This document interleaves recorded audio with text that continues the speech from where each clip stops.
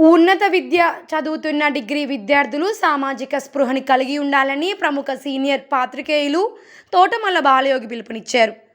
భద్రాచలం ప్రభుత్వ డిగ్రీ కళాశాలలో తృతీయ సంవత్సరం చదువుతున్న విద్యార్థులకు జర్నలిజంపై నిర్వహించిన అవగాహన సదస్సులో ఆయన ముఖ్య అతిథిగా పాల్గొని ప్రసంగించారు.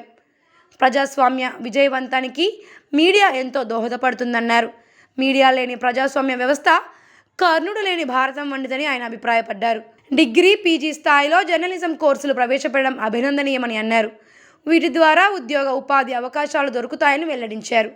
వార్తా సేకరణ, ప్రజెంటేషన్ తదితర అంశాలపై ఆయన అన్ని కోణాల్లో విశదీకరించారు. జర్నలిజంపై విద్యార్థుల్లో ఉన్న అనుమానాలను నివృత్తి చేశారు. భద్రాచలం ప్రభుత్వ డిగ్రీ కళాశాల ప్రిన్సిపల్ జాన్ మిల్టన్ గారు ఈ సందర్భంగా సీనియర్ పాత్రికేయులు తోటమల్ల బాలయోగిని ఘనంగా సన్మానించారు.